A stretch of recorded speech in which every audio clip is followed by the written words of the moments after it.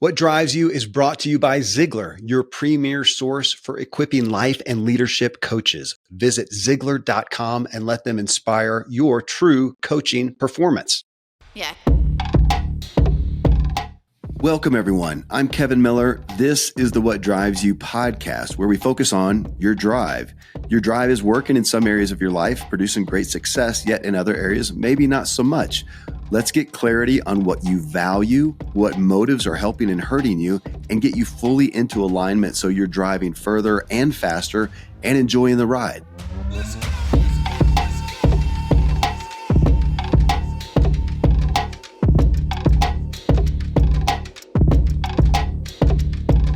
7 lifestyle adjustments to reduce your chance of disease by 95%.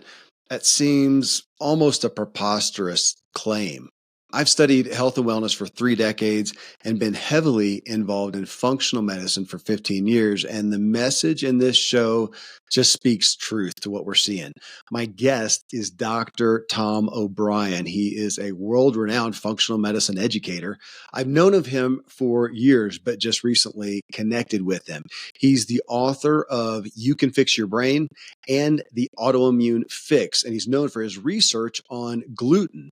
Well, he now has a profound 7-part docuseries just coming out called The Inflammation Equation, where he unveils the underlying mechanisms in the development of 14 of the top 15 causes of death in our world today. It's a big statement right there. You're going to learn from Tom and the world's top medical experts in this docuseries about the simple steps you can take to stop dis-ease pathology from becoming disease. Well, this conversation is a candid overview of just what all inflammation really is. Nobody has gone to this point not hearing about it, but what really is it? I mean, think of an injury you incur and you have swelling. That's the body doing what it's supposed to do. Yet today, with the massive and growing amount of toxins, in essence, that are in our environment and on the end of our fork, our body is always in a mild to acute state of inflammation, and that goes on till it grows and encounters a weak spot ultimately in your system, and it finally manifests as a disease. So our culture is fighting valiantly to find cures for diseases, while the world's best informed people, like Dr. Tom O'Brien, realize we're feeding the diseases every day, constantly. And you can't cure a problem that we are actively feeding. We've got to go to the root source. So listen into this show to find, I think, what you'll feel is real answers and hope for your best chances to ward off this disease culture that is being accepted as the norm. It doesn't need to be your norm. Again, the docuseries is at inflammationequation.com. But next up, Tom O'Brien and I have a deep dive into inflammation and how to mitigate it from your body. Well, Tom, as we've been talking about, I have known of you for, I don't know, many, many, many years as I've been involved in functional medicine and hearing the names of Hyman and Bland and Perlmutter and all those stuff. I knew you. So when your books came across my desk, I told my buddy, Dr. Randy James, functional medicine guy, and I said, wait, Tom O'Brien, we know this guy. He says, oh, yeah. And he started rattling off all your stuff. So with that, I'm incredibly honored to have you on the show and to connect face to face, Tom. Thank you.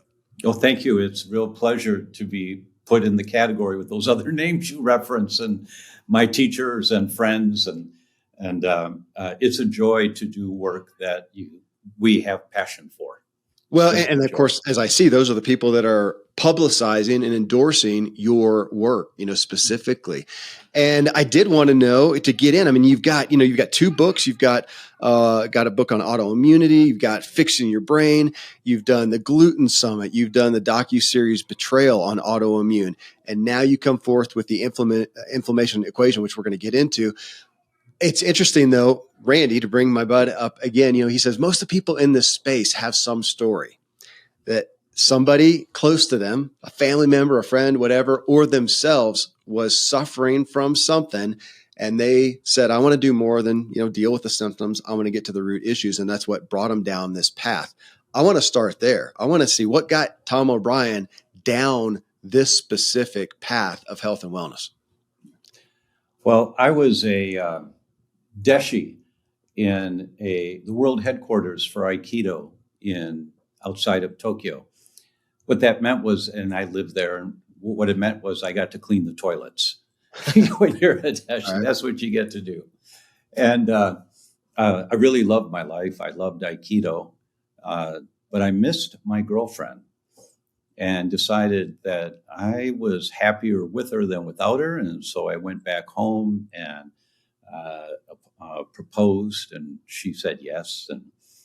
And then I knew I had to get a real job. You know, my father was a firefighter, and he always worked 2 jobs, sometimes 3, to um, have enough to put us through parochial schools. And just, he wanted better for his kids. And that was the work ethic that I grew up in. And when my wife said, yes, we're going to get married, I knew I had to find a real job, that I couldn't depend on how many students come into my martial arts school to take care of a family. You know, I just couldn't depend on that. And so I called the 3 largest Asian studies programs in the country, asked for the dean, and asked them all, if I got a double major or a double master's in physical education and Asian studies, what's the possibility, if I was really good, that I could get tenure someday, which would ensure an income in a position, an occupation? And they all said 0. So I knew that wouldn't work. Wow. And so I was wondering what to do. And my fiance had been in a car accident when she was 12, and just terrible. And she just won a junior Olympic gold medal, and was a contender for a place in the next Junior Olympics. And on the way home, serious car accident, her mother died. And ever since then, she would have back pain that would come up on occasion, and she'd be in the hospital for a week in traction. Wow. And the back pain occurred while we were together, and I called her orthopedic surgeon, who the nurse said, doctor's not taking backs anymore. He's only taking elbows and knees. And here I was, a 22-year-old young stud, and just not knowing what to do. And my friend, I was a baker at the time, of all things. I was a baker in Ann Arbor, Michigan. We'll get into gluten here shortly. Yeah. That's right. That's right. I'm the guy who's been teaching about gluten for a couple of decades now. But my friend at work said, well, I took my wife to Dr. Swanson, the chiropractor, and he fixed her right up. And I said, what's a chiropractor? Didn't know. So I called, and he answered the phone, and he said, sure, bring her right in. So I carried my wife in, and my future wife, and she walked out. And her pain was much less. And I said, she's going to be okay? And he said, might take a day, might take 2, but she'll be okay. You bring her back. And Tom, you come back and visit anytime. And I said, oh, okay, Dr. Swanson. And I had hair down to my waist. I had a beard, 22-year-old in Ann Arbor, Michigan. It was a different time of life. But I'd go back and I'd visit. And patients would come in, and he would say, this is Tom. He's going to watch. And they'd say, oh, hi, okay. Okay, Dr. Swanson. And a woman with asthma, he'd lay her down on the table on her stomach, and he'd palpate her back. Now, Tom, put your hands here. Do you feel a difference in these 2 sides of the spine? And I said, well, I'm not sure, Dr. Swanson, but this side might feel like a little harder or a little tougher. And he said, exactly right. That means the bones can't quite move as well as they should, and that can cause swelling and affect the nerves. And this is where the nerves come out that go to her lungs. And so I'm going to adjust this area, and it might help her a little bit.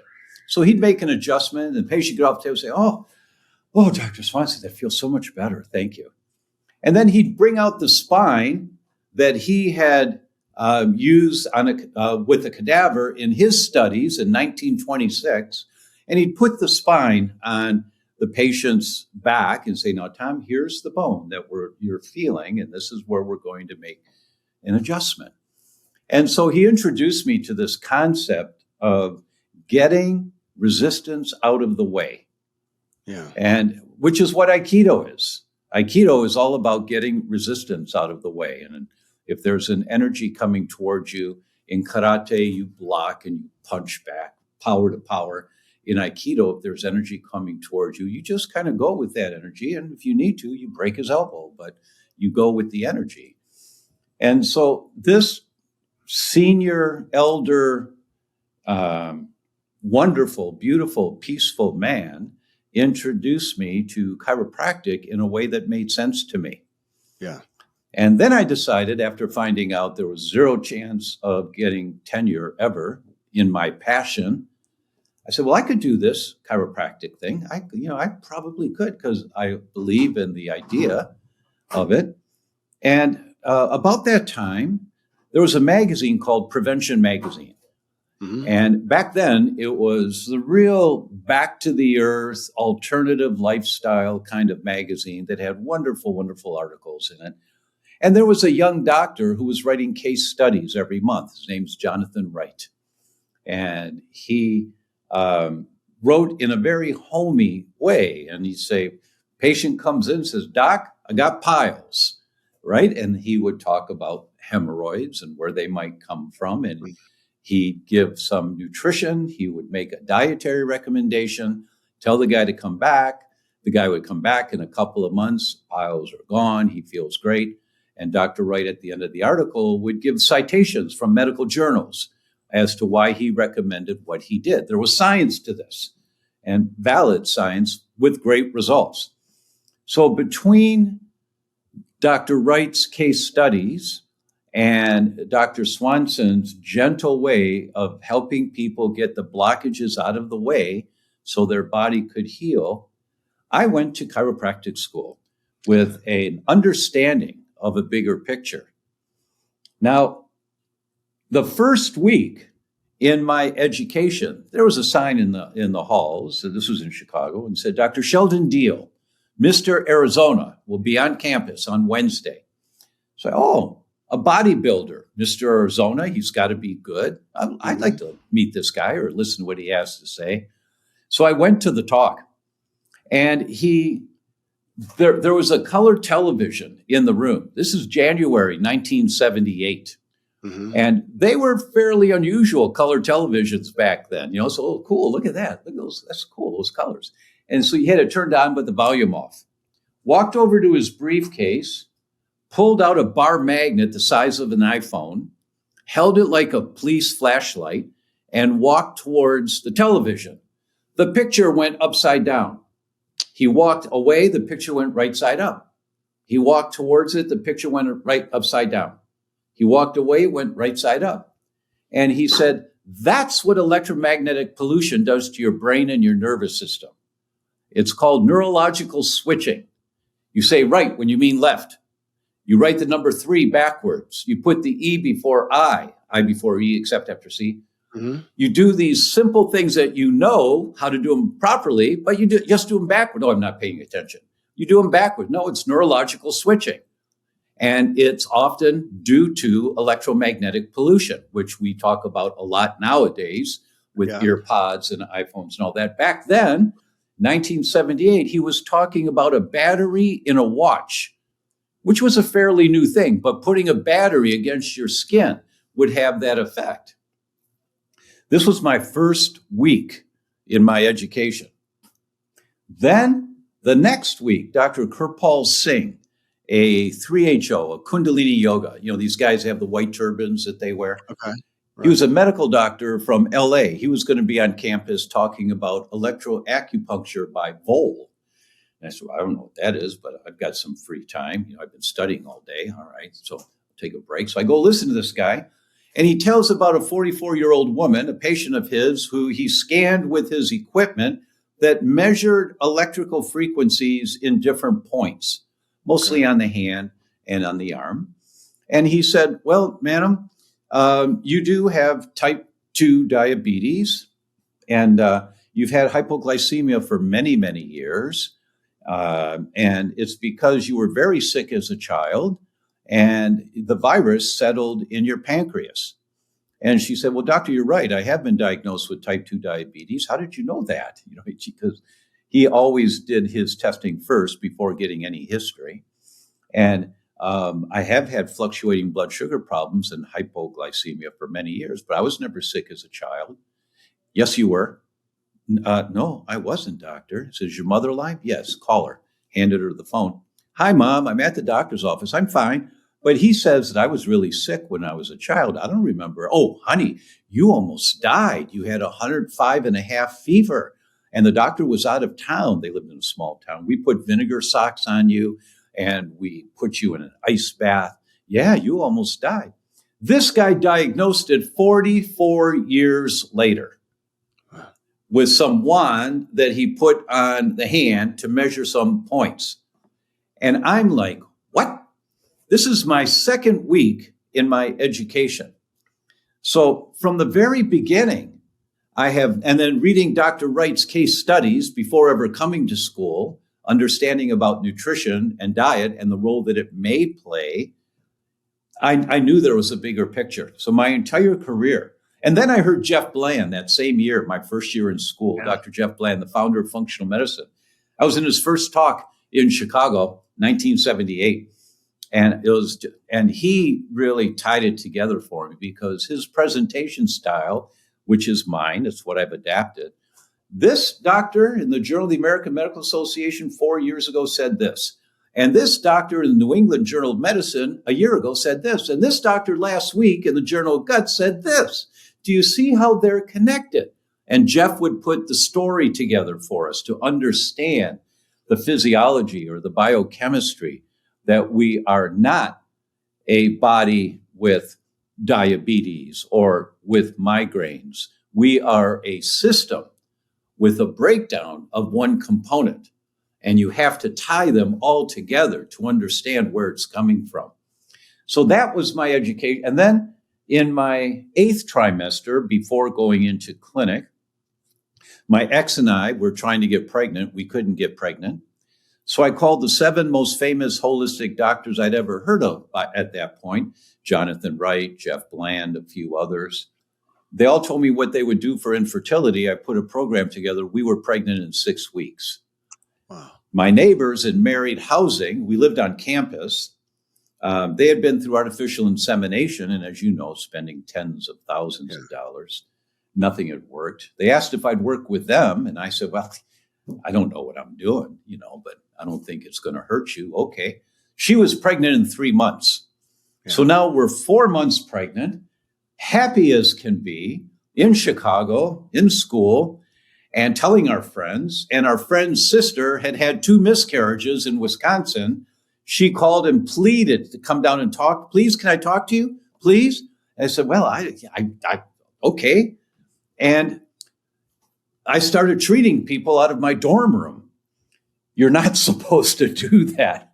I got called into the president's office, but I was. And there's not much in medicine that's all or every, but this was every, and still true today, 40 some years later. Every couple that has any type of reproductive system imbalance, every single one of them has as a component of their problem, doesn't matter if it's premature ejaculation, recurrent miscarriages, stillbirths, fibrocystic breast disease, it didn't matter. As a component of their problem, they were eating foods that they did not know were causing excess inflammation for them because they felt fine when they ate the food. Well, now we know the science is really clear for every one person that gets gut symptoms eating a food that they can't deal with very well. There are 8 people that get no gut symptoms. They get brain symptoms, or they get joint symptoms or skin symptoms, but their gut feels fine, so they think the food they ate is fine. But the seizure the next morning when they wake up, they don't realize it's from the pizza they ate last night or whatever it should be. But every couple had as a component that they were eating foods they did not know were causing a problem. So we opened our practice day one, 38 new patients the first day. It was really remarkable. And I had a very successful practice in Chicago doing these things that no one else, very few, were talking about. I mean, Well, and if you look statistically, even this far down the road, I would still say very few, as you know, deal with the root cause issues. You know that yeah, we're in a medical system that deals with symptoms and we manage the sick and we don't get to the root issues. I want to come back to something you said, and thank you for sharing the story. It gives such context. It's not surprising, but it's always intriguing yeah. that sure enough, there was a personal story that gave you the drive to pursue this avenue. You talked about the breakdown of a component, and that's what it's something that for some reason resonates with me so much, that we look at these things. You mentioned, diabetes and, seizures and fertility and all these issues, and not to minimize the complexities, but to some degree, if we're all sitting there, 10 people eating a volatile food, let's say, and we're going to talk about gluten in a minute. We're eating that some people may feel bad right away, some may be later, whatever, but that you're saying, yeah, it's going to go down. It's going to cause a breakdown somewhere. And that just seems so important because we give so much focus to this specific issue and this specific issue. We're going to find a cure for diabetes, or find a cure for cancer, or find a cure for autoimmune issues, or find a cure for this. And yet I'm feeling, and I'm throwing this at you, that these are just different manifestations depending on your own makeup, but it's all coming from kind of the same problems. Is that too simple? No, not at all. That is exactly what I've spent the last year doing. I've traveled to 7 countries, interviewed 64 different researchers, and put together a docuseries on this exact topic. Okay. Because none of us are talking about this topic, and that is, there is a low-grade chronic inflammation under the surface that's there for years while you feel fine, that is causing more tissue damage, more tissue damage, more tissue damage, until you eventually feel some symptoms. So that's tissue dysfunction. And then eventually that becomes tissue dis-ease. The tissue really is not stable anymore. And that becomes tissue disease. Yeah. And then when you have tissue disease, we're all trained from birth. I mean, what's the name of that box on the wall in the bathroom? It's a medicine cabinet. Right. Right? We're trained from birth. Whatever symptoms you have, here's what you take. Take this. And when the symptoms are gone, forget about it. You're fine. Move on. That's not healthcare. That's symptom care. And it's really effective most of the time. But the underlying mechanism that caused that particular problem continues. We call it multimorbidity, meaning that there are multiple systems of the body that are breaking down. It's just the top one where you got the symptoms first, and you think that's your problem. There is no rheumatoid arthritic that I've ever heard about or read the science on that only had problem with their joints. There's no diabetic that doesn't have problem with brain function. It's multi-morbidity. There are multiple systems of the body that are affected by the imbalance that has crossed the line of tolerance to where now you're getting symptoms. You feel the symptoms for the one weak link on your chain. Mrs. Patient, you pull at a chain, it always breaks at the weakest link. It's at one end, the middle, the other end, your heart, your brain, your liver, your kidneys. Can I ask about that? Because that's exactly where I was wanting to go. You talking about we all are doing these things, lifestyle choices, and let's just, you said it's what's on the end of our fork, which is often the culprit. That's the most common environmental trigger. The most common is what you said, exactly. And so we take that and say, okay, we're all causing this. And what you just said, is it fair then to say, we're all sitting there eating the same way, living the same way, and we're causing this pressure, this pathology, and it's looking for the weakest link to come out. And that may be in the form of diabetes or infertility or whatnot. And this is so important to me because I realized at some point when my back kept going out, and you're a chiropractor, so the kind of stuff where all of a sudden it feels like, oh my gosh, I'm standing there in the kitchen and my back's dissolving and I end up on the floor and I can't hardly breathe. And that was happening. And I said, this is not okay. We finally narrowed it down to my pepper addiction.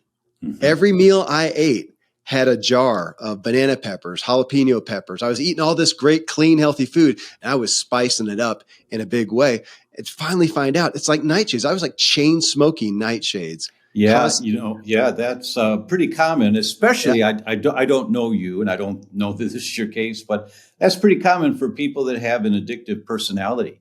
And maybe they had some drug history in the past or some alcohol history. But peppers, they stimulate the opiate receptors. And so you're getting that buzz like you would from opium or from cocaine. It's a similar type of stimulant that these peppers give to you. So, okay, well, you nailed me. So yes, I have an addictive personality and I'm doing that. And it would come out, I guess it would inflame, better than I do, cause inflammation in a place. I figured it probably found a weak spot with an old athletic injury or something like that. Yeah. I ended up it just pulls at the chain. It just pulls at the chain. And wherever the weakest link is, that's where you go down. For someone else with the same history as you, who didn't have that athletic background, maybe it would have caused rheumatoid for them. Yes. Okay. Or maybe it would cause MS or migraines or seizures. This gets me. This always gets me. In the journal Gastroenterology, they published a paper that children with drug-resistant epilepsy, which by definition means they've tried 3 medications and they don't work, the child is resistant to the drugs, drug-resistant epilepsy. 50% of children with drug-resistant epilepsy go into complete remission on a gluten-free diet. 50% of them. Why don't our neurologists just try this? Because the article was written in gastroenterology, and neurologists don't read gastroenterology journals. They read neurology journals. They just don't know. So in some ways, it's not their fault. They don't know. It wasn't in their education. But when they're exposed to this kind of information, or when some of their patients get dramatically better and they say, oh, I changed my diet. And if the guy says, well, it's got nothing to do with it, well, shame on him. But if he's not been exposed to the information, okay, then you can't be upset with isn't that fair, though? I mean, that's a testimonial. My buddy Randy, he goes to medical school. He says, we didn't learn any of this stuff. We learned how to fix broken things. Right. Fix broken things. It's the medicine cabinet consciousness. Yeah. Take the pills. When the pain's gone, forget about it. Get on with your life. Yeah. No, take the pills, put the symptoms into remission, and then explore where is the inflammation coming from that caused that weak in my chain to break down. Okay, so let's talk about inflammation in this, and talk about, we mentioned before gluten. That has been, I'm 53. I grew up in a similar era as you. And I remember the first time somebody told me about gluten or about wheat. Bread. We're talking specifically about bread. And again, I'm a fit, healthy, athletic dude, still doing elite sports and whatnot. And I don't know how many years ago this was. I wish it was longer. It's probably a decade ago. I don't know. And they started talking about bread. And I'm thinking, that's the dumbest thing I've ever heard. Right. I mean, this is biblical, man. Wine and bread. I mean, Jesus, this is bread. How on earth can this be bad? Right. And so take that, and we can go back there. How I want you to showcase again, it's not the same bread for one, though also that we're over here and we still have people that think, oh, I'm fine with gluten and I'm not, or somebody else is not. I'm okay, but my kid's not, or whatever. And I hear people still, again, shirk like it's just a certain thing. Some people can handle it, some people can't. And I feel like you're saying, no, nobody can. But draw the line between there from back in the day. Was it ever any good? Was Jesus okay with that bread? Was that all right? Or even back then, was it not the best case scenario? And then bring us to today. Unfortunately, to answer the question, we can only look at how wheat affects us today. I don't know. I don't have any way of testing Benjamin Franklin's body. to see, was it okay for him 300 years ago? I don't know. Or was that grain that much better? Was it okay the way they did it back then? Right. There's no way to know. All we can talk about, what's the status today? Okay. And looking at the science today, it's very clear. Alessio Fasano is at Harvard. He's a professor of medicine, Harvard Medical School, professor of nutrition, Harvard School of Public Health, the chief of pediatric gastroenterology at Mass General at Harvard, the director of the Celiac Research Center at Harvard, and the director of mucosal immunology. That's the lining of your lungs, the lining of your gut, the lining of your brain at Harvard. He's got 5 titles. Any one title is a lifelong goal for someone at the top of their game. He's got 5. We think he's going to win the Nobel Prize. We truly do, because it was Fasano and his team in 1997 that identified the mechanism by which this thing, leaky gut, occurs. Mm-hmm. And they've been publishing it now for 25 years, paper after paper. He's got 400 plus papers out there now. And Fasano is always so careful of what he says, so he's not misquoted. And you'll see a paper that's got 8 researchers' names on there. The last one, Alessio Fasano, the stamp of approval from the boss, right? This paper he wrote himself, and anyone can get it. You just go online and type this in, and it'll pop right up for you. And the title is All Disease Begins in the, quote, leaky gut. The role of the protein zonulin in the development of chronic inflammatory disease. Now, I think I forgot to tell you earlier, the Center for Disease Control tells us that 14 of the 15 top causes of death in the world today are chronic inflammatory diseases. It's always inflammation, except for unintentional injuries, an accident. Anything else is a chronic inflammatory disease. Now we have Fasano at Harvard, 5 titles to his name. All disease begins in the leaky gut. The role of the protein zonulin, which is the protein that activates the leaky gut. The role of the protein zonulin in the development of chronic inflammatory disease. Wait a minute, 14 of the 15 top causes of death are chronic inflammatory diseases. Yes. And all disease begins in the gut? Yes. And when you read Fasano's article, you go, oh my God, this just makes sense. So I'd like to take a few minutes and talk about his message and that article, because it's jaw-dropping if people understand it. Yeah. So he talks about the perfect storm. He refers to it as the perfect storm in the development of chronic inflammatory diseases. And it begins with your genetics. You carry the ApoE4 gene. That's the gene for Alzheimer's. That's one of the primary genes for Alzheimer's. Doesn't mean you're getting Alzheimer's. It means it's the weak link in your chain. So don't pull at the chain so hard. Well, how do I do that? Well, that's what you have to learn, and we'll teach you. But number 1 is genetics. That's the deck of cards you were given. And doctors sometimes say, well, we're going to turn that gene on or turn that gene off. You can't turn genes on and off. It's impossible. Genes operate on dimmer switches, and you can turn them up to express themselves more or quiet them down to express themselves less. So you want to quiet down the ApoE4 gene for Alzheimer's. You want to quiet it down. Isn't that the line, the functional medicine line that what is it, Tom, that genes are the gun, but lifestyle pulls the trigger, something to that effect? That's exactly right. Okay. Right. Okay. So you've got your genes. That's number 1. Number 2 of the perfect storm, environmental triggers. Environmental triggers are the hands on the knob of the dimmer switch of your genes. Right. Ramping them up or calming them down. We've known for many, many years, 1 cup of blueberries a day for 3 years, and your brain's working as well as it was 13 years earlier.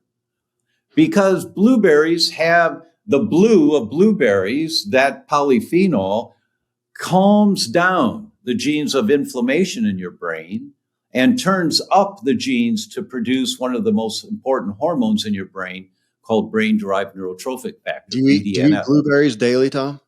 Most of the time, not daily anymore, because we're in Costa Rica and it's difficult to get them organic and frozen. But when I was in the U.S., I'd buy 10 packs of frozen organic blueberries from Whole Foods, and I just have a cup a day. You know, they're great for a snack.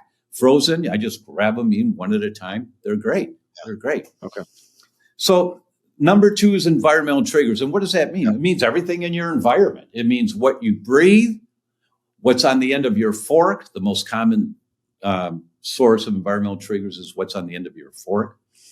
Emotional thoughts. When you hear Jeff Bland, the father of functional medicine, in our event say, a negative thought is just as powerful to activate your immune system, creating inflammation, as exposure to the SARS-CoV-2 virus. Jeff Bland does not exaggerate. He's a very science-oriented guy. Yeah. And when you understand how toxic people can be the flame on the fire, pulling on your chain, and the weak link in your chain breaks earlier because of toxic relationship that you might be in, or toxic people that you hang out with, when you understand that dynamic, you understand the importance of making some changes in your life. Yeah. You know, I did an event 8 years ago called Betrayal, the Autoimmune Disease Solution They're Not Telling You. We've had over 2 million people watch it, and it's quite remarkable. And in the introduction to that event, I interviewed a gal in London, and she said, and at that time, she had completely reversed and put in remission her multiple sclerosis. And I interviewed her as a testimonial case. My friend, one of my friends in London, was her doctor. He set it up. And she said, you know, I took the tube to come here today, and that's the underground train in London. And I walked the 7 blocks to this hotel for the interview. That's not a big deal. And then she got teary-eyed and she said, but it is. And then we show you a picture of her 2 years earlier. She's in a wheelchair. She couldn't walk. And she had 8 lesions in her brain on an MRI for MS, multiple sclerosis.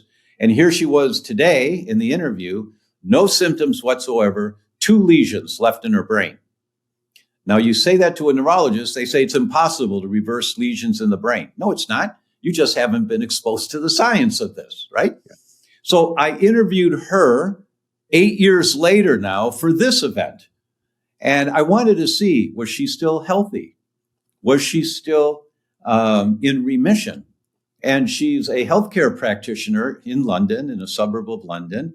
And she's vibrant and dynamic and mountain bikes regularly. And a couple times a week. She has 2 teenage kids. And I asked her, if there's one thing that made the biggest difference for you in putting your disease into remission and really having it go dormant and quiet, because you never get rid of an autoimmune disease, that's the weak link in your chain. That's always going to be there, but it doesn't have to express itself. Stop pulling on the chain and it won't express itself. Right. So I asked her, if there was one thing, what would it be? And she didn't hesitate a moment. She said, toxic relationships. Wow. She said, my husband is not a toxic person, but we had a toxic relationship. And she said, I am a poster child for ACE, that's adverse childhood events. And I asked her, what do you mean by that?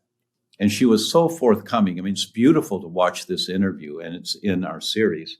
She said, my father died when I was 3. My mother died when I was 9. My stepfather, because the mother remarried, died when I was 12. And I was bounced around from foster home to foster home. Wow. And, everyone can feel the likely impact of that kind of an early life. And she said, so I was attracted to, unknowingly, toxic relationships. We never could depend on my husband for security. And it was just toxic. And it's interesting, you can go down that path of discussion about how we attract that which we grew up with and we're trying to avoid, but that's where we know we can survive. That's where we have experience. But without a doubt, she said, toxic relationships. And now my friends are all people that I really enjoy being around. My patients, sometimes I can't control. Some patients come in, they're really not ready to get well, but I can't say I won't see you, so I'll do my best with them. But in my personal life, my friends, my associates are all people that I feel joy when I'm around them, or I feel supported and loved or respected. And that is a critical component of getting well from any disease, because toxic thoughts will pull on the chain, creating inflammation as powerfully as McDonald's sliders will. Can I hit on that and jump back real quick to you being apprenticed? Which, by the way, I love that your early exposure to chiropractic was apprenticeships, which don't really happen anymore. Yeah. So I love that as a story.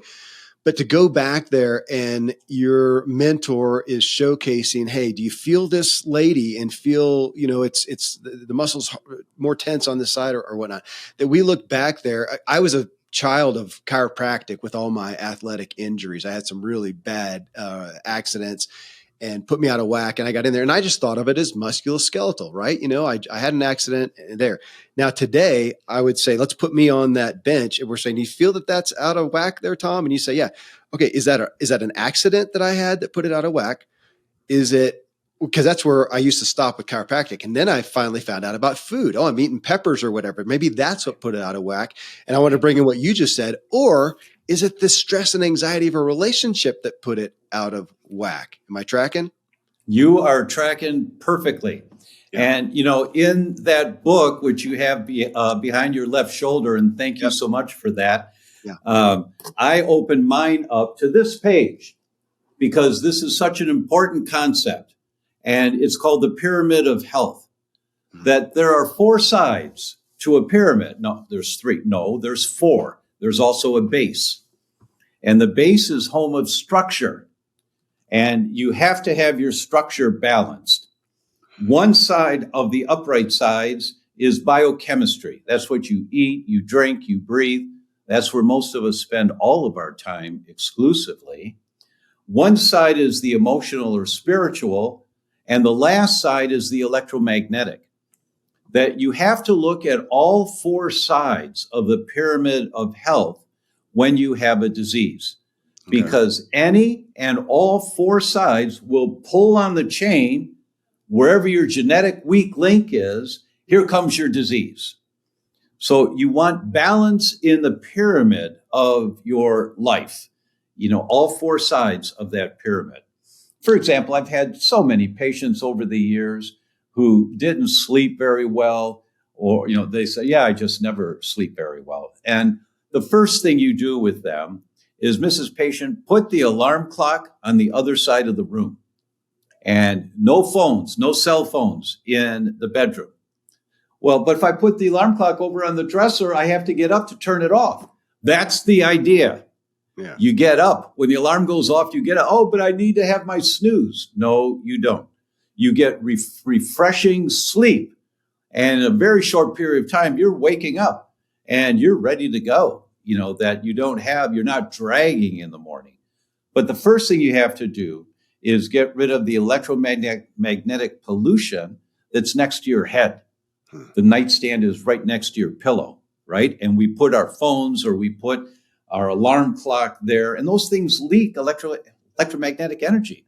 I mean, not every patient, but most patients in my practice, when I had my practice in Chicago, I'd give them an EMF reader to take home for a night. So bring it back tomorrow so we can give it to somebody else. And you just turn the thing on and you walk around the house. And you walk into the living room, okay, and see if there's any, it should be below 3 on that particular meter. Now turn on the TV and it goes up to 86.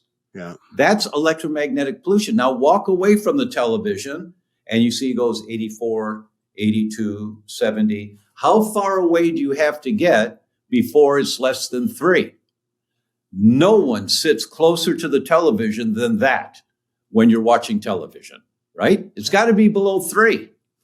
And you go on the walls because sometimes mice chew on wires, and you see if there's any leakage coming out of the walls. You go by the windows because there's power boxes outside, and you check your house for electromagnetic pollution. That's all in the book that's behind your shoulder there. But that's an example of the electromagnetic side. Can I hit on that? Just EMF, that it was at so again, I keep referencing my buddy Randy. He's my functional medicine, entrance here. He was at I think it was one of the IFM, Institute for Functional Medicine conferences.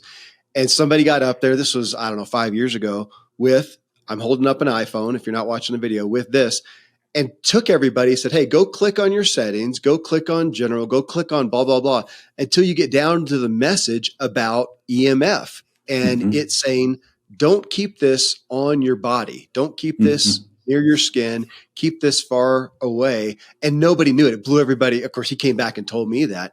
And here's this phone, as you're talking about it, that most of us have in there. And he started going on about the increase in cancer in certain areas of the body, back on your butt where you have it in the pocket. For women, on their chest, where they often will stick it in their bra or whatever. Right. And again, we don't know. That's the first I had ever heard of EMF, Tom. That's because of a lawsuit against Apple.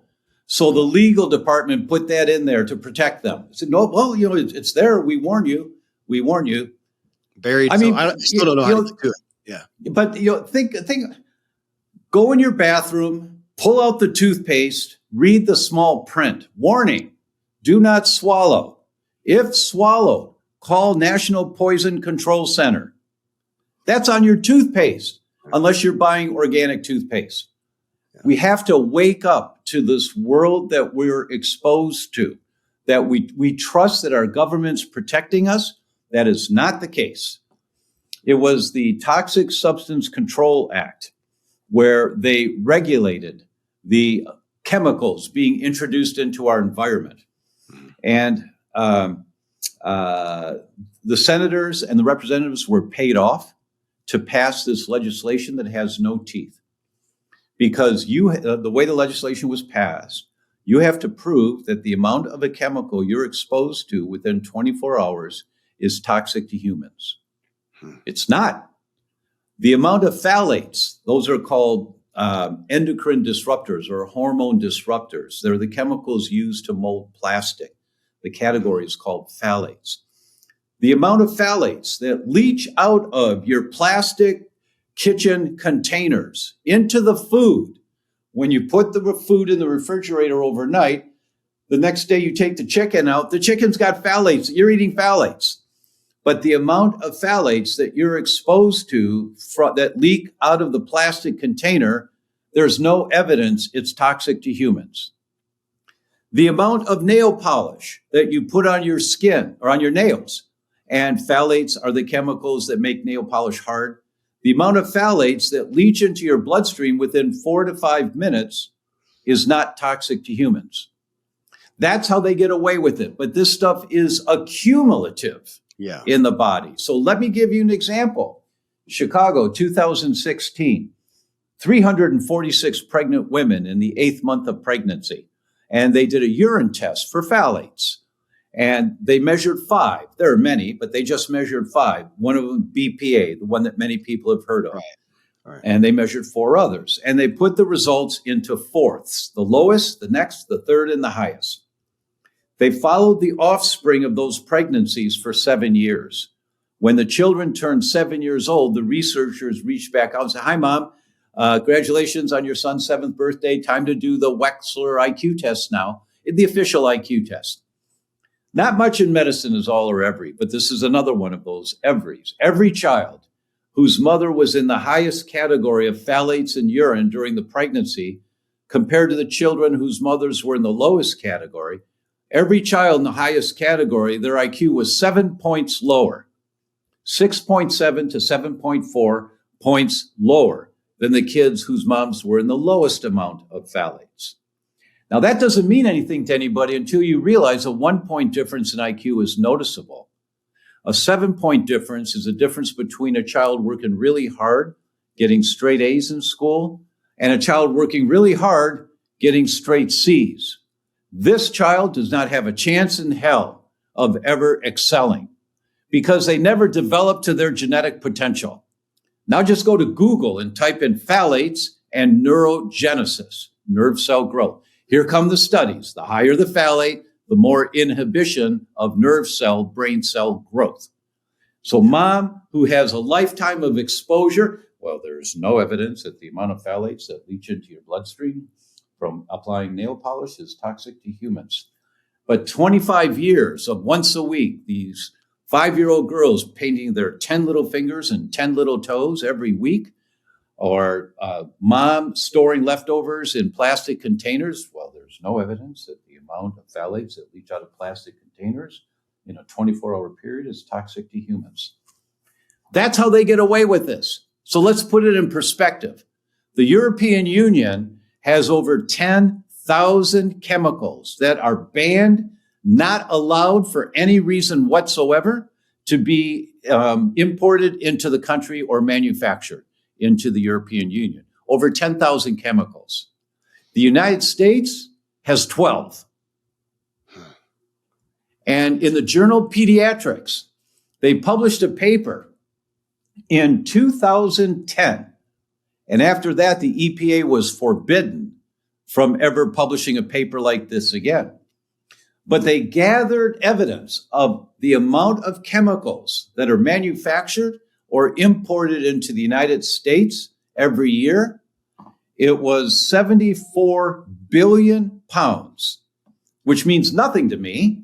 So I divided that by 365 days and by 335 million people. That comes out to 247 pounds per person per day of chemicals that we are exposed to in one way or another. And that was the last time the EPA was allowed to accumulate that data, because the lobbying in the chemical industry lobbied to take away the funding to pay for those kind of studies. So Congress got paid off to stop those kinds of studies. We are being poisoned every day. That's environmental triggers. And I want to point something out here with you, Tom, and it reminds me, and I am disappointed I cannot come up with the guy's name to give him credit. It is a doctor, and in his book, anyway, he was talking like this, and you hear this, and it feels overwhelming. You're just talking about the toxins that are out there. We haven't even gotten into just the pizza that we eat and the burgers and the buns and the bread and whatever. To look at that, and it feels overwhelming because it is so invasive in our lives, in our culture, especially in America, as you're talking about, that it feels like, oh my gosh, to be well, I'm going to have to live this dramatically extreme life. And that's what this guy had in the book. And I wish I had his name, because he said, I had a patient, and he said, so the patient says, oh, so you want me to, live this extreme, life. And he said, no, what I want you to understand is the way that we're living currently with these toxins, with this diet, that's extreme. Yes. That's extreme right there. We're just trying to go back to nature, in essence. Never before in history have humans been exposed like this. Never. Yeah. We don't have the defenses. One of the experts I interviewed is Fran Drescher, the nanny. Yeah, I saw that.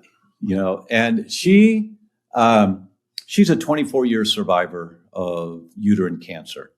Oh. And she said, my doctor, my oncologist saved my life. And I asked her, why did this happen? She said, I don't know. It just does. And Fran said, I decided not to devote my fame to raising money for cancer research, but to find a cure, but rather to find out, where does it come from? Yeah. So she founded Cancer Schmancer. And when you hear Fran talk about the toxins that we're all exposed to every day, and how you have to take care of yourself, how you have to protect yourself and your family. And she makes it sound so, because she said to me one point, she said, Dr. Tom, how do you get to my guest bathroom? Because we were sitting in her living room, and I had already used the guest bathroom. And I said, well, it's right over there. She said, yes, but how do you get there? And she had this sparkle in her eye, and then I knew where she was going. And I said, well, Fran, one step at a time. And she started her kind of laugh that she does, right? No. And she said, exactly, this is all very overwhelming for people. So you start with the little things. You start with the basics. You get different toothpaste. That's where you start. Or you get different dishwashing detergent. That's where you start. And, this would be good. Kevin, can you tell me in the upper right corner of the book behind you, what's the subtitle of the book? Right behind you. Can I tell you without looking? No. I don't expect you to know that, but all right. Here it is. I just picked up just 1 hour a week to the best memory, productivity, and sleep you've ever had. That's the key to success.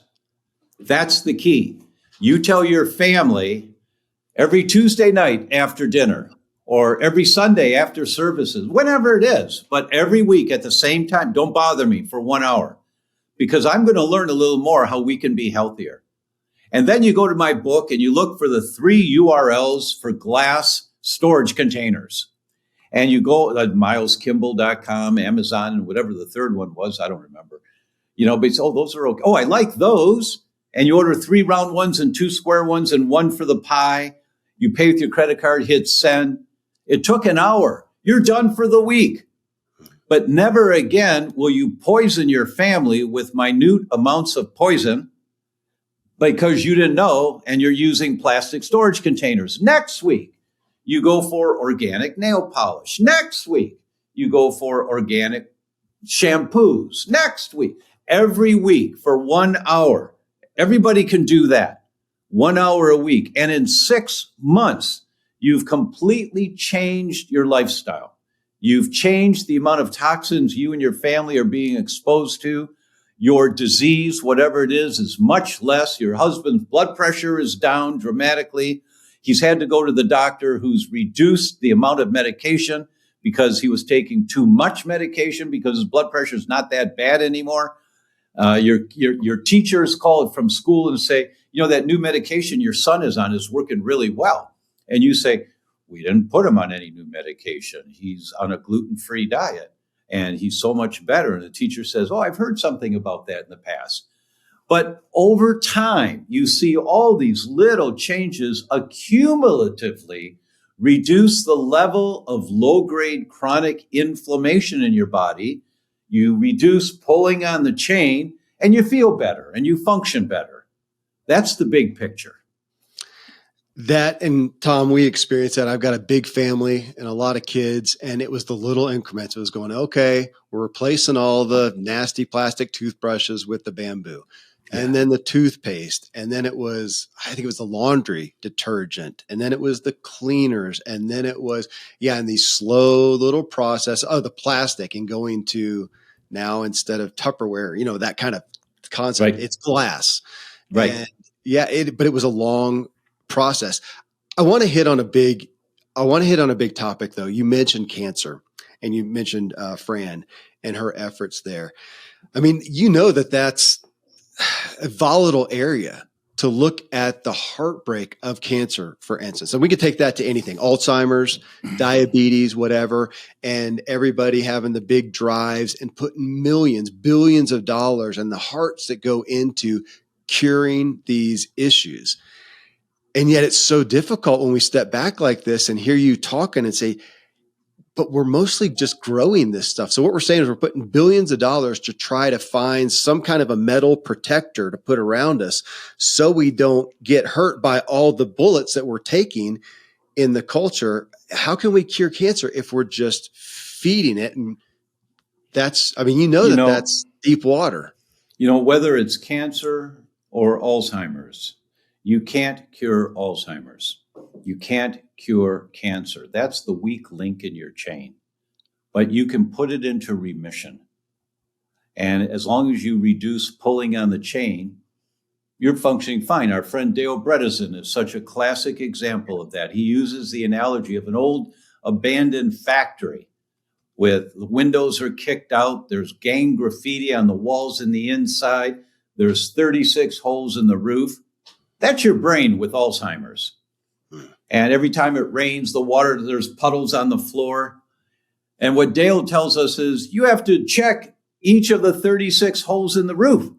How am I going to reduce the homocysteine that's elevated?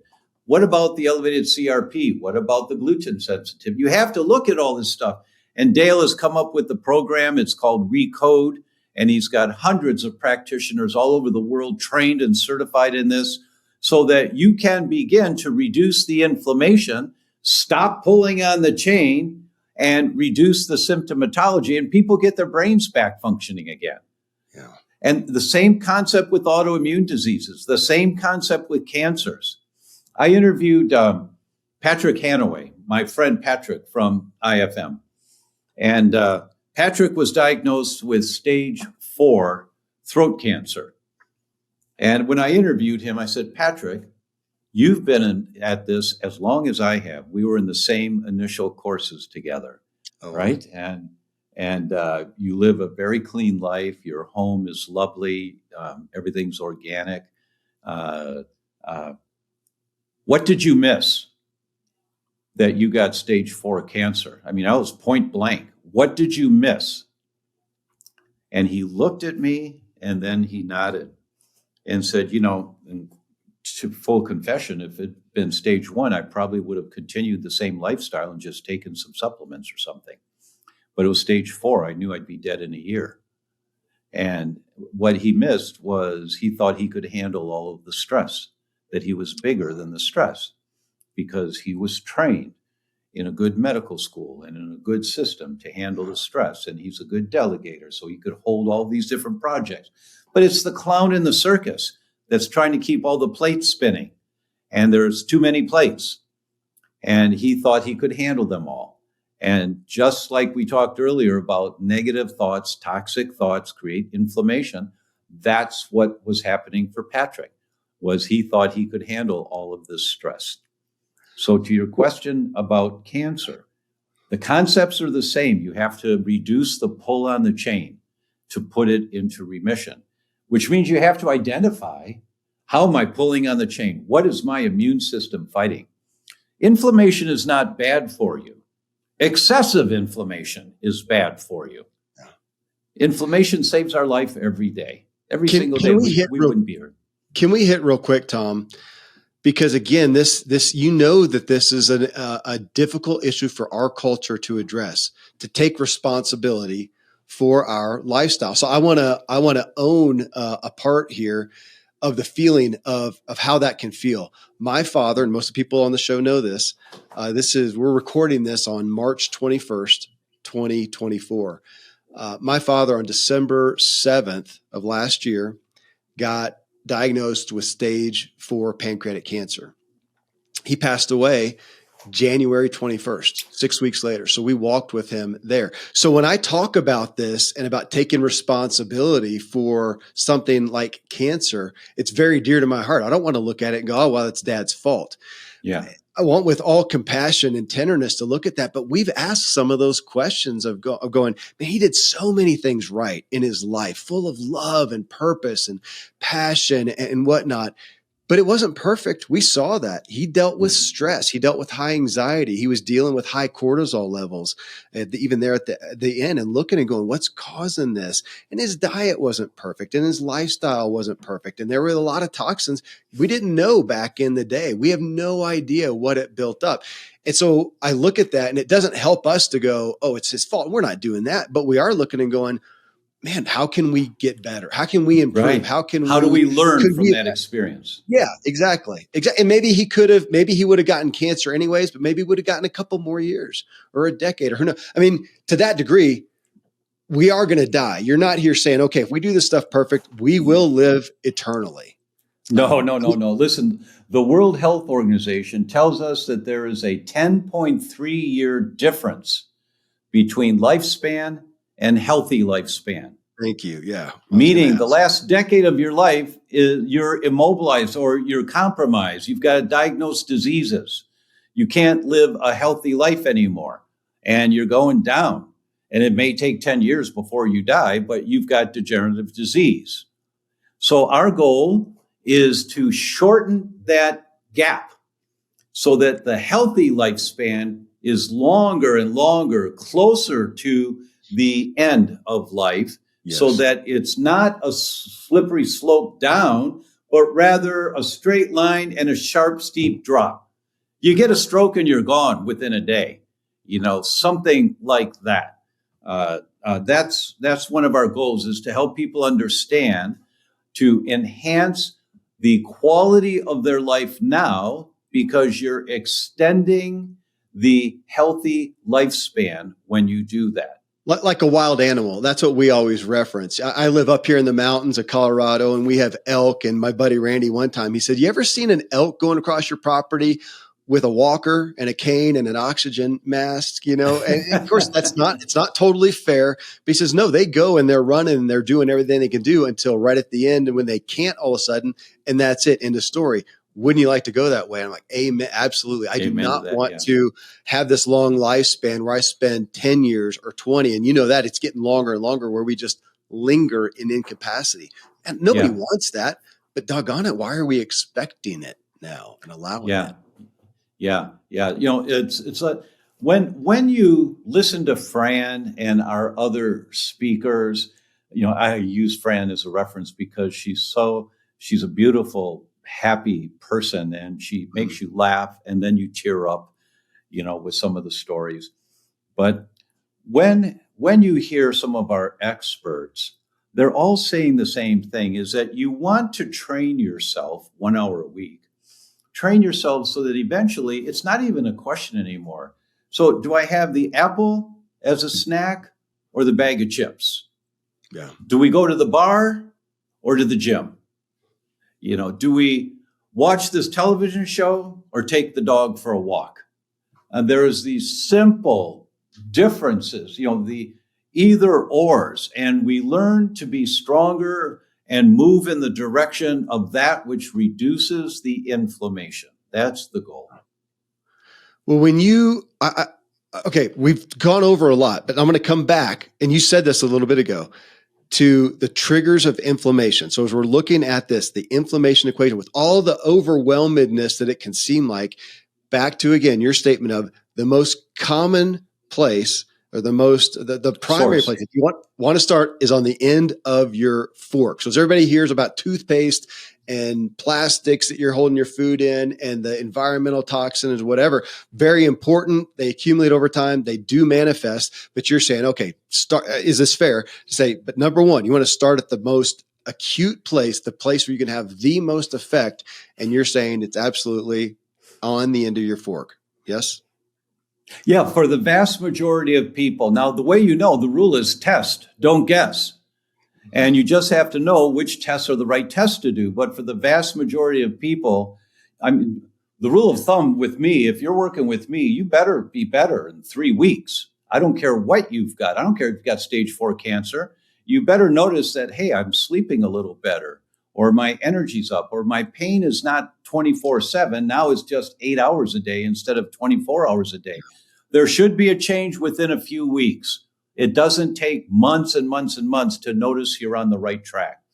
But the rule of thumb is test, don't guess. And you just have to know what tests to do. And we're going to talk all about those types of things in the inflammation equation. Well, look, can we walk through it? Because I had questions. I walked through each episode. Sure. So folks, it's 7 episodes. Of course, I looked at it. It's not even out yet. So I'm just looking at the preview of this, but it literally it's 7 episodes that I signed up. So I'll get the alert the day it goes live, which is April 4th, 2024. And I will watch it then. But looking at it, episode 1, understanding inflammation, a double-edged sword. Now, we've talked through some of that, but I'm going to go again back to what stood out to me, that you said disease comes from, I don't know, you can say primarily or all, it comes from inflammation. But to go back to the weak spot, cancer, Alzheimer's, whatever, that I'm aware, because I'm part of this culture and I've grown up in it, that we have tended to and still tend to as a culture look at that and go, oh, bummer.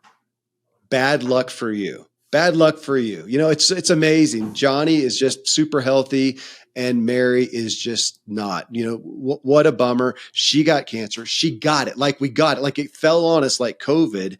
Right. And again, we're back to the responsibility issue and go, no, you opened the door. Somewhere the door got opened that maybe we can't have 100% control, but how much control can we have on not opening that door for that manifestation? What would you say? You've got complete control over, I don't know a percentage, 90, 95%. I mean, when you walk into Fran Drescher's house, and Fran said, look, I've been doing this for years and I'm still learning new things all the time. It just becomes the norm that you continue to learn new things as more science comes out on it. So it doesn't stop. We think, you look at the experiments of children in school, and they're given 2 trays, one big bag of dirt. They put dirt in both of the trays. They plant seeds in both of the trays, the same seeds. And one tray goes into this classroom, and the other tray goes into the classroom up by the Wi-Fi. And then they get watered at the same time every day with the same amount of water. The kids watch all this, and then after a week or so, the sprouts start to come up, and they always come up first in the room not near the Wi-Fi. And then as the weeks go by, you see the plants grow in the classroom without the Wi-Fi, and the ones near the Wi-Fi are sickly. They're just sick.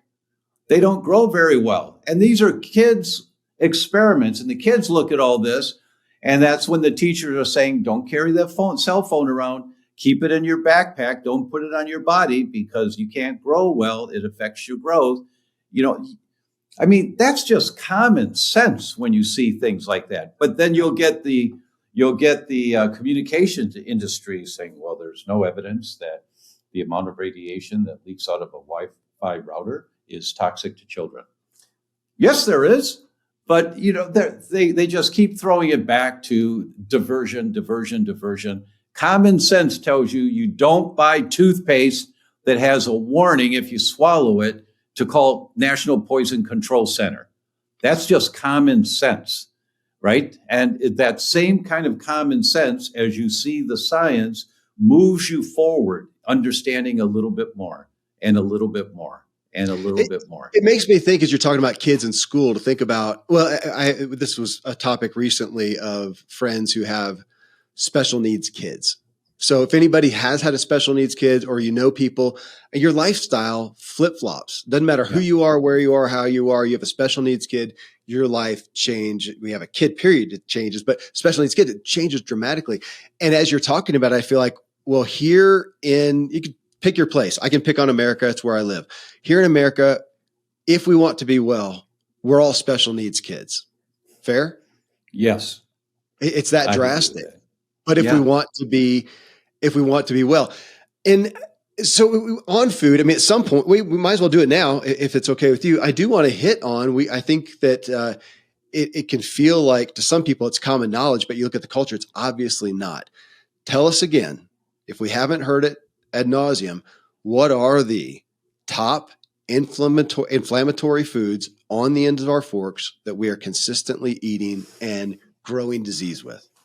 Well, the number one, it depends on what category you want to go to. Fast foods are just the worst.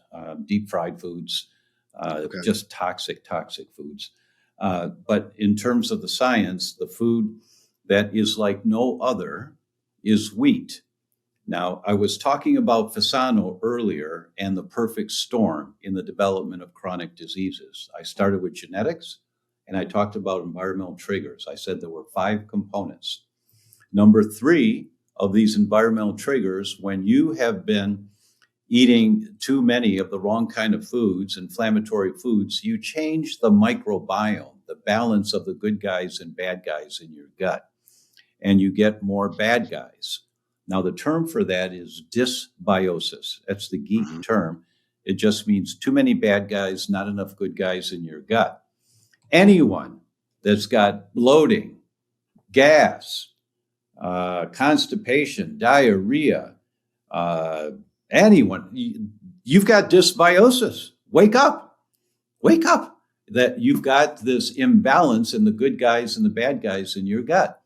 That's number 3. in the perfect storm in the development of chronic inflammatory diseases. And once again, 14 of the 15 top causes of death are chronic inflammatory diseases. So that's number 3. And this is what they're teaching at Harvard Medical School right now, which is so cool that they're teaching this. So, Mrs. Patient, your digestive system is one big long tube. It starts at the mouth, goes to the other end, winds around in the center there, about 20, 25 feet long. The inside of the tube is lined with cheesecloth. Why? It's because when you bite into a hamburger and you chew 3-4 times and swallow, gulp it down, you're supposed to chew 15, 20 times, but most of us don't. But you gulp it down. That meat can't go into your bloodstream. It'll kill you. It's poison. At that size of that clump of meat, that your body has to break it down. That's digestion. And think of proteins like a pearl necklace. The acid in your stomach undoes the clasp of the pearl necklace. Now you have a string of pearls. And your enzymes act as scissors to cut the pearl necklace smaller and smaller and smaller and smaller. Snip, snip, snip, snip, snip, until you're down to each pearl of the pearl necklace. That's called an amino acid. They're the building blocks for new cells.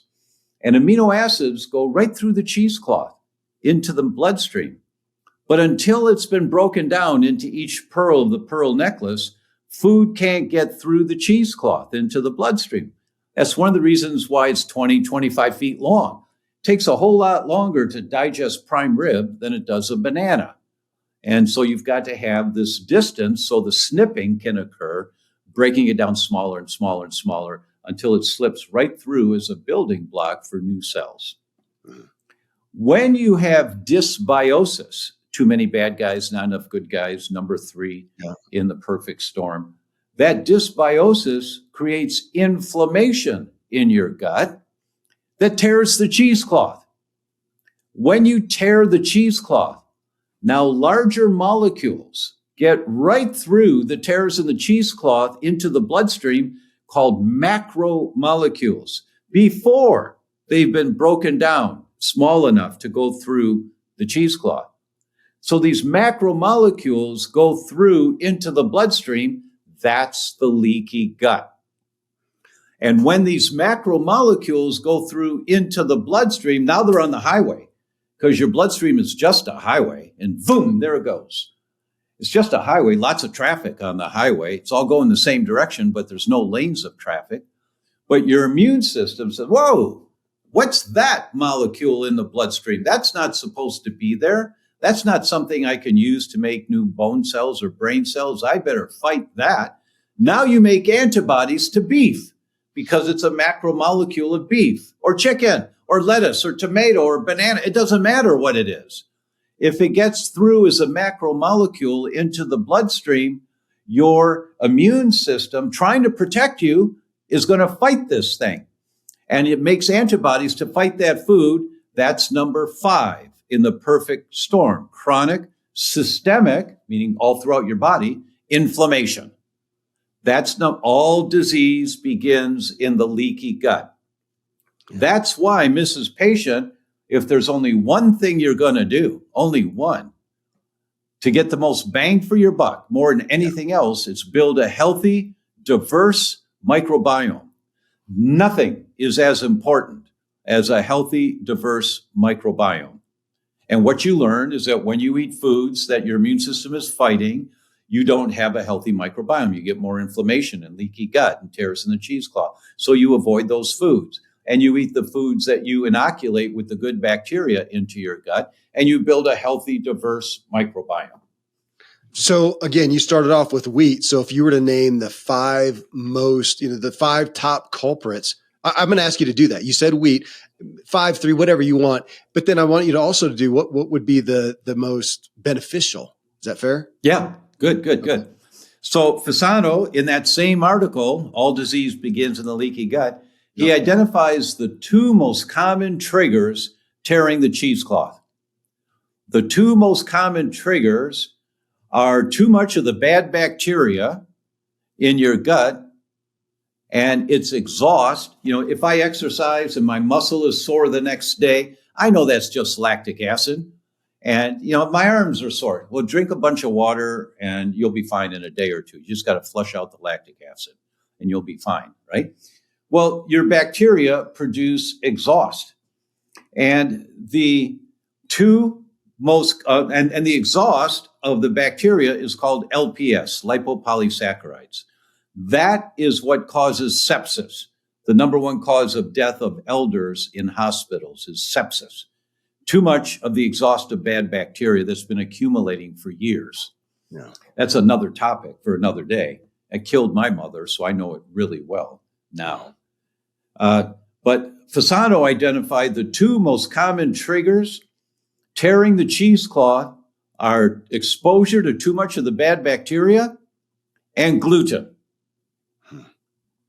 Nothing else is in that category. Not eggs, not soy, not dairy, not nightshades, not anything else.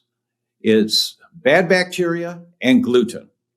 Why? So I want to talk about this gluten thing for a minute, and then we'll go on to the other foods for your top 5 that you asked about. So Fasano has done a lot of the research on this. And what they've identified, you have sentries standing guard in the inside of the first part of the intestines. So right where food is coming out of the stomach into the intestines, now it can be absorbed into the body in the intestines. There are sentries standing there. I think of the soldiers at Buckingham Palace with those big hats. They're just standing as stiff as can be. They're dormant. They're not doing anything. So these sentries in your gut, they're dormant. They're just standing around like there's nothing to do, but they're watching every morsel of what comes out of the stomach. If they see a bug coming out of the stomach, they activate immediately. And within 5 minutes, 2 things have happened. One, you increase zonulin, so you get leaky gut. And when you get this leaky gut, water comes out of the body into the lumen of the intestines to wash out the bug with the poop. Leaky gut's not bad for you. It saves your life every day. Excessive leaky gut is bad for you. Yeah. And this is a life-saving mechanism we inherited from our ancestors. 10,000 years ago, before agriculture, our ancestors were nomads. They followed the herds. They went where the herds went so they could find food. And their number one concern was finding food. And so they'd find something. First thing they do, they sniff it, then they nibble at it, then they'd eat it, right? And if there was a bad bug on that food, a dangerous bug, but they couldn't smell it or taste it, then when it comes out of the stomach into the intestines, the sentry standing guards, called toll-like receptor 4, the sentry standing guard says, whoa, right there, there's a bug.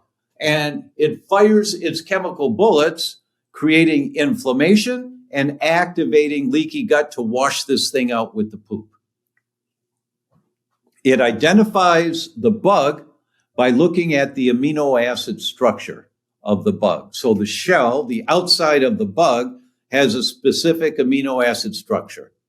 And every bug has different amino acid structures, but they're very similar. Mm-hmm. So this toll-like receptor, the sentry standing guard, is just dormant, watching, there's some banana, nice. Oh, there's some mostaccioli, okay, that's nice. Wait, what's that? And it fires its chemical bullets, and within 5 minutes, there's all this inflammation and the water to wash it out. It's a beautiful, it saves our lives. Those ancestors that did not have efficient toll-like receptor function, they died. They died. They didn't reproduce. Their lineage did not continue. Those that had efficient toll-like receptors, identifying when there was a bad bug in the food they're picking up off the ground, they survived and they passed on that protective mechanism to us today.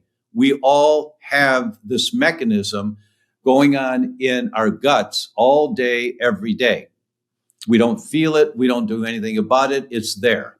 Can I ask real quick, Tom, that if for somebody, like me, let's say that, hey, so, we go out for a burger and fries or whatever, and I go out with my buddy and it just annihilates me. It doesn't seem to bother him that much. You'd say that makes sense. His are working maybe better for whatever reason, passed down through time, or he's not violating other things and he's able to deal with it better. You're not.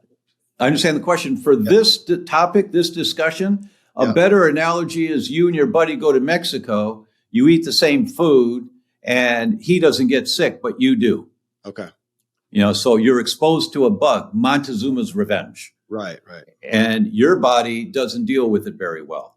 And that's because your microbiome is not strong anymore. But that's another topic. His is doing what it's doing, fighting it. Mine's not. Exactly. So exactly. Okay. So we all have this protective mechanism to identify a bug and to react to it immediately to protect ourselves. Mm-hmm.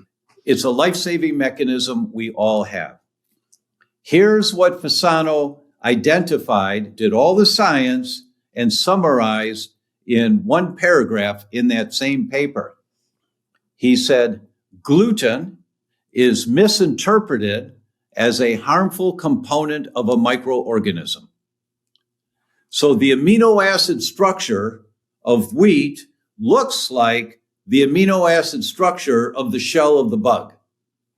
So it's similar enough in its amino acid structure that gluten is misinterpreted as a harmful component of a bug.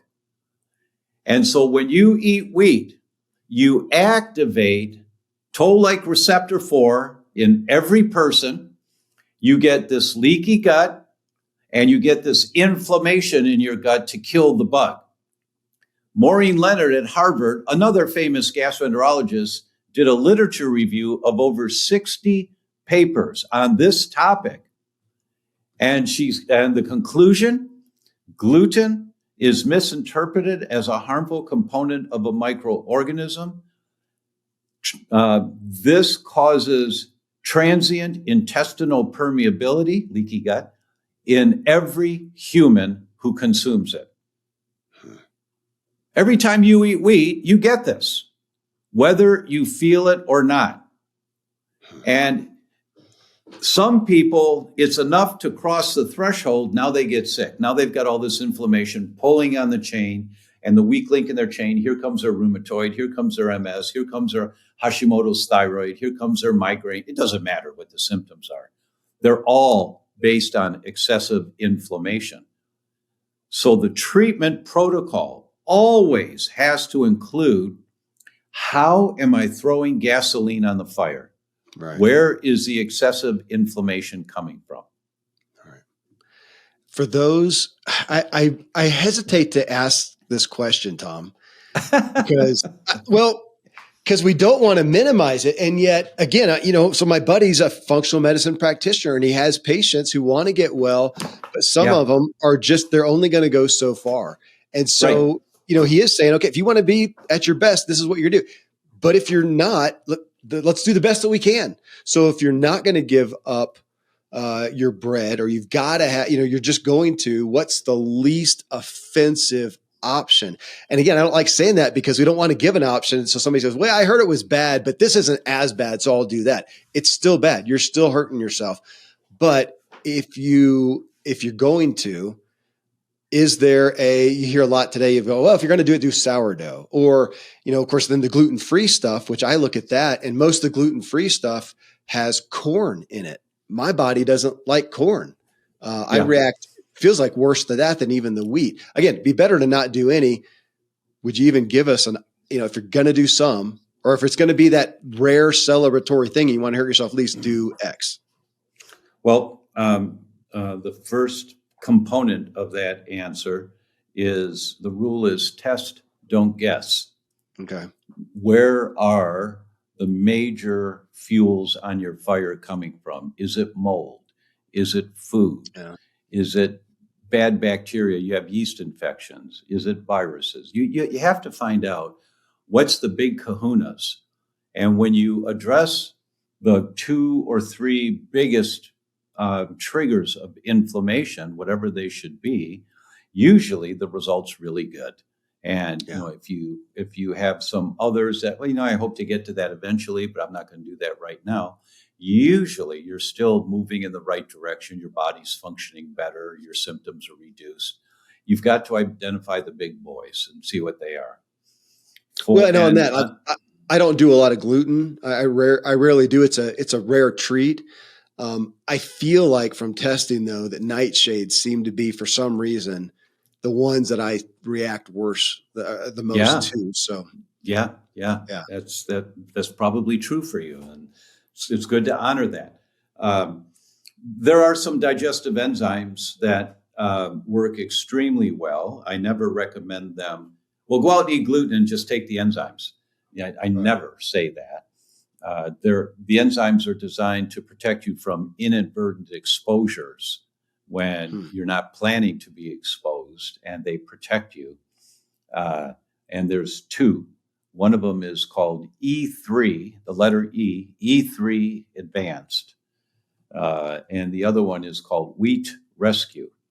Those two are extremely effective at breaking down 99% of any inadvertent exposures to wheat. Wow. So when we go out to eat, we always take E3, and we'll do it just to protect us, because most of the gluten-free food is not gluten-free.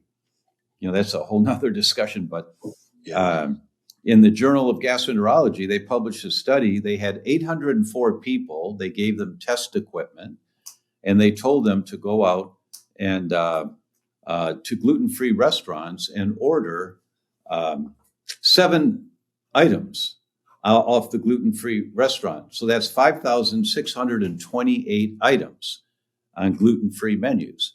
And when the waiter or waitress walked away, they opened their briefcase, pulled out the testing equipment and 7 cartridges, and they came back with the food, and they put the food in the cartridge, put it in the testing equipment. Does it have gluten or not? And 32% of everything on a gluten-free menu still has gluten in it. Yeah. It's contamination, 32% of everything. And that's why you take these enzymes, is to deal with all of that. 51% of gluten-free pizza has gluten in it. 54% of gluten-free pasta has gluten in it. But look, I'm half Italian. I grew up with homemade pastas and homemade ravioli. And so I'm going to eat it once in a while. So I just take the enzymes when I order gluten-free pasta. And as far as I know, we're completely protected when we do that. Will you speak real quick, though, to the gluten-free? Because that has been a frustration of mine when we initially went as a family to, okay, gluten's bad, we'll go to gluten-free. And then it took us a while to realize how much of the gluten-free stuff was absolute crap. Oh, it's crap. It's just crap. It's just white paste. And you increase mortality on a gluten-free diet if it's not done correctly. In the world of celiac disease, they looked at, just a minute. Let me bring it back. 354,000 people who had been sent for endoscopy biopsy, meaning they went to their doctor. There were some gut problems. The doctor sent them to a gastroenterologist who ordered endoscopy biopsy. They found 39,000 celiacs, and the rest, they had colitis, Crohn's disease, cancer, something else, but 39,000 celiacs. They followed them for 25 years.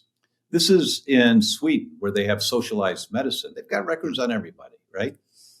And so what happened to these people? How did the 39,000 celiacs compare to the other 300,000 non-celiacs who had cancer or colitis or something else? Celiacs had an 86% increased risk of death within 1 year from a heart attack compared to everybody else in the group. 86% increased risk. Okay. Didn't matter if they had cancer or colitis, anything else. The celiacs, 86% increased risk. And almost 3.86-fold increased risk of death in 1 year from cancer compared to everybody else. Well, wait a minute. Why? Once they're diagnosed with celiac, why would they have that kind of increased risk? Because they stop theoretically wheat, and they should be good then. Yeah. Right. They should be. But they're just told to go on a gluten-free diet, and that they're not instructed what to do. Now, here's the kicker. Depending on the paper you read, 78 to 81% of the prebiotic, that means the foods that feed the good guys in your gut, 78 to 81% of the prebiotic in the Western diet comes from the arabinoxylans in wheat. People are born and raised on wheat, and that's where they get their prebiotics, a lot of their prebiotics that feed the good guys in the gut. Not everything in wheat is bad for you. It's just that the bad outweighs the good. Yeah. So you go wheat-free, and you now go on gluten-free food, which is just white paste. It's not enriched. It has no prebiotic, no vitamins or minerals, and you feel better right away. I mean, you lose weight, your belt goes 2 notches tighter within a couple months. Your thyroid functions better, your headaches are gone, the seizures have stopped, your joint pains reduced dramatically, you've lost 15 pounds within a couple of months because you stopped putting that poison in there for you, wheat, but you're starving the good guys in the gut. And when you don't replace the prebiotics in the diet, the good guys start to die off. And the bad guys love the white paste of gluten-free products. They just love it. And so what happens?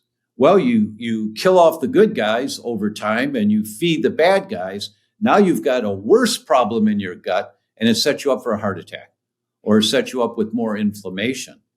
That is why what we recommend, gluten-free diet is great for people, but you have to know how to do it properly. Yeah. And people can go online. You know, I've got a whole course on this, but people can, and we're talking about it in our series. Yeah. But you can go online and you can download the article, The Mediterranean Gluten-Free Diet. And they do the pyramid, you know the pyramid that we all have seen. Well, the bottom of the pyramid is so important, and the bottom of the pyramid is water. 1/3 of an ounce per pound body weight, critically important to get the toxins out that you've been accumulating for so many years. And the next line up is fruits and vegetables, organic, preferably organic, but fruits and vegetables. And if you can't get organic, then you go to our executive producer for the event is Truly Free. And they have all of these great non-toxic home products, including veggie wash. So you get your conventional broccoli, you bring it home, you spray it with the veggie wash, you dip it in the water, and 94% of all the chemicals are gone that quickly. Spray and dip, and they're gone. And we've got a whole offer, here's some free stuff from Truly Free when you watch the event because they're our producers. So if you can't get organic, then you use these products to clean the conventional vegetables. Above that is nuts and seeds, some legumes. Above that, at the very top of the pyramid, on rare occasions, is gluten-free products. I'm going to eat gluten-free pasta once every couple of weeks. Live with it. It's not good for you at all, but it's minimal. It's not every day. You don't replace bread with gluten-free bread and keep eating sandwiches. Yeah. You start teaching yourself how to live differently. That's what Fran means by how do I get to the bathroom? One step at a time. Which that right in there, taking out sandwiches. I mean, America's built on sandwiches, just like, and again, you're saying you're Italian. I mean, bread goes with, you always have it. I mean, I grew up, you have it with every meal. My grandfather, no matter what we're eating, if nothing else, he's going to have a piece of toast with some butter on it with every single meal, which again is so hard to look back at our history and diss this product that was a staple. I mean, an absolute staple. And my suspicion is that if we were a much cleaner home environment and much cleaner bodies, we detox and get all these chemicals out of us that are inside of us right now. It's really bad. Papers came out 8 weeks ago, 2 months ago now, that there's new technology to identify the plastic in water bottles, in the water of water bottles. We've heard of microplastics, But now they've got laser technology. They can identify nanoplastics, Yeah. a billionth of a gram. And in 3 different 1-liter bottles of major brand water, 3 different 1-liter bottles, the average number of nanoplastic particles was over 240,000. And that stuff gets in your bloodstream really easily, and it gets right through the blood-brain barrier into your brain really easily. You want to know how inflamed you are? Do the test called the NeuroZoomer Plus that looks at 53 markers of inflammation in your brain, and your jaw will drop. So, oh my God, yes, this is what we're up against now. Yeah. This is what we're up against. So if we learn how to live a cleaner life, could we have some wheat once in a while? I don't know, but I'm going to probably check that out for myself in a couple more years once I've got my body cleaner. I'm detoxing all the time, but once I do the tests and everything comes back normal, I'm going to try a little wheat, and I'm going to see, I've got a 3-year-old son. And 8 days ago, we were in a situation with some friends that's sitting in a restaurant, and they offered him a piece of pizza. And he looked at me and I said, yeah, go for it if you want. So he had some wheat and some dairy, which he never gets. And I've been watching him, and he's fine. It's not affected his emotions. His bowel movements are still great. Now, did it activate his immune system? I don't know. I'm going to wait another couple of weeks, and then I'll do a finger prick test to see if his immune system's fighting wheat, because he's never had wheat in 3 years of his life, never. So I'll see if it is wheat that bad, really, or is it all the toxins that we're exposed to that have our immune system so high strung and just so hypersensitive to everything is going to fight anything that's a problem. It is interesting to look back to like indigenous people who, bread is that staple. But if they're out there in the woods leading such a clean, chemical, toxin-free life, maybe they can. Exactly. Exactly. There's no perchloroethylene in their water. Yeah. There's no red dye number 42 in their lunch. Yeah. There's none of that we all have been exposed to our entire lives. I do want you to give, because I'm literally curious. I've heard some good things, but I had not really specifically heard, blueberries. That's a really good staple. I'm feeling good about myself because right now I'm doing a daily smoothie with berries, probably not a cup's worth. I may need to up it, but I am doing that. What are some top level anti-inflammatory, which is episode 2? You said the plate's potential, transforming health through anti-inflammatory foods. I've spent more time seeing what are the bad guys than I have, what are not just good and clean food, but the ones that actually help mediate or mitigate or lessen inflammation. Yeah, my good friend, Dr. Deanna Minnick, coined the term rainbow diet. And you really want a rainbow diet. And the goal is, and if people take a look, how many different types of fruits and vegetables they eat, it's usually somewhere between 6 and 12 a week, usually. And the goal is 50 a week. And next week it might be 15, and then you go shopping, you say, we've never tried a rutabaga. Maybe I'll look online for a recipe for rutabaga. And then you now are 16, and then you're going to try, what are those? Those are blackberries. I've gotten strawberries and raspberries, but I've never gotten blackberries. Let's try some blackberries. And you start exploring and seeing what your family likes. But so the concept is the colors of the rainbow.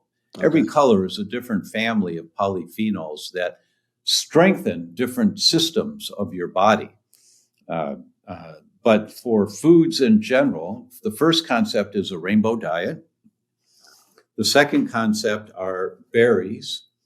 Strawberries, not so much. They're not as strong because they're all commercialized and they're hybrids. They've lost a lot of their original depth of flavors and depth of polyphenols. When I go into berries, Tom, I'm up here, in Colorado, high mountains. There's not a whole lot that's growing up here. Or actually raspberries do some, but at the store, we generally have blackberries, blueberries, raspberries, and strawberries. That's pretty much the extent of the berries that we have. Yeah. And you can get frozen. If you get organic frozen, they're picked fresh. They're not picked raw and then have to ripen, be sprayed on a truck while they're being driven to you. No, they're picked fresh and they're frozen. So organic frozen are a good option for other types. But blackberries, black raspberries are at the top of the list. Blackberries, raspberries, blueberries, in that order. Okay. Blackberries, black raspberries, raspberries, blueberries, in terms of whole body support. Now, if you're going for brain function, blueberries are number one, goji berries are number two, and it's just the science. There's a lot of science behind it. Acai berries are number three. So, but the main idea is variety, the colors of the rainbow. Okay. Well, that's episode 2. There's 7 episodes that we're looking at, and you go through all these aspects of addressing this thing to get ourselves well. But again, I feel like coming back to, I'm glad to have come to that concept of special needs, because that's what it feels like. I appreciate you saying, it is baby steps. Yeah. I mean, this is something where it's going to be overwhelming to do it all at once, but if little by little by little. And, I think I want to land on this, Tom, and get your input on this, because this is something that, again, my buddy Randy said, he's so often when he'll talk with people and really get into it, especially if you're suffering from something, he'll find that people are willing to do it. I mean, they want to feel well. They really do. And if left up to just themselves, they might. But the cultural pressures, whether that's friends, family, you just talked about going out to eat. It's the church potluck. It's those things. And he is more and more impressed, I think, with how much of that structure or that pressure, is a big part of people's lack of ability or lack of willingness to stay on this. And I kind of want to put that out there as the elephant in the room. This is hard. It's so countercultural to live this way. Yeah, it is. You live that way with a 3-year-old and they're giving them pizza, and you don't want to say, hey, no, it feels bad. But when you approach it like the subtitle of the book, when you just take baby steps, 1 step a week, just a little bit at a time, what you notice is that you have win after win after win after win. And sometimes you fall down and you pick yourself up again. And then eventually you start hanging out with the people that want what you want. The blue zones. Yeah, exactly. This concept of 10.3 years of disability at the end of life, that's not a blue zone life. No, that's an American life. That's a nursing home life. That's sitting in a wheelchair in the hall during the day and watch other people being wheeled around. Not for me. That's not the direction I want to go in. And you just do your best. That's all you can do is your best. And you don't want to make yourself crazy unless your kid's really sick. Then you're as fanatic as can be. When I asked Elrina, this gal in London who reversed her MS, completely reversed it, and I had forgotten this until she said it, because she had mentioned it briefly 8 years ago when I did the first interview with her. When I asked her, Elrina, this is so challenging to change a lifestyle. How did you do it successfully? I mean, did you just grit your teeth and go through it, or how did you find, especially when you're in a wheelchair and your brain's not working really well, what was it that got you motivated and empowered to do this? Without hesitancy, she said, my son was diagnosed at 16 with multiple sclerosis 3 years after I was diagnosed. That day, I decided whatever it takes. And I just smiled. Oh, so it's the mother's love that did this, not taking care of yourself, but taking care of your son so he didn't have to live a life like you were living. She said, yes, exactly. That day, nothing got in our way. I just trusted your friend, Anthony, Dr. Anthony. I said, I'll do everything he says because no one else has any answers. So I will do what he says. I will try it. And both of our diseases were in remission within 3 to 6 months. Wow. So what's the motivation for you? How do you empower yourself to move forward? Listen to Fran, one step at a time. Just take baby steps and be kind to yourself. Well, hey, the show's called, What Drives You? So there we are looking at what is it that you value and getting to the heart of that with your health and wellness, longevity, and that of your family is the root issue. Tom, thank you. It's been a gift to hear it straight from the horse's mouth in essence, but obviously theinflammationequation.com. We'll have this show publishing right around when it comes out on April 4th. I can't wait to hear it and hear more and hear from the stories and the people that you got in there. Thanks for doing the work. Thanks for graciously bringing us this message. I want my health span to equal my lifespan. And thanks for being a major player in it. I'm grateful. Thank you. Thank you, Kevin. It's a pleasure to be with you. All right, friends. That again, Dr. Tom O'Brien, and the docuseries is inflammationequation.com. Inflammationequation.com. I hope you tune in. I will be with my entire family to let them hear the wealth of information and the hope. Thank you for joining me on this journey. I am confident this episode has given you hope and some actions to take and ultimately helps you drive further and enjoy the ride. Thanks so much for joining me on this journey. I look forward to meeting you in the Drive Tribe community for ongoing discussions about each episode. You can subscribe to the Drive Drop newsletter for weekly updates. Find it all at kevinmiller.co, along with all our social media and video clips. Until next time, I hope this episode helps you drive further and enjoy the ride.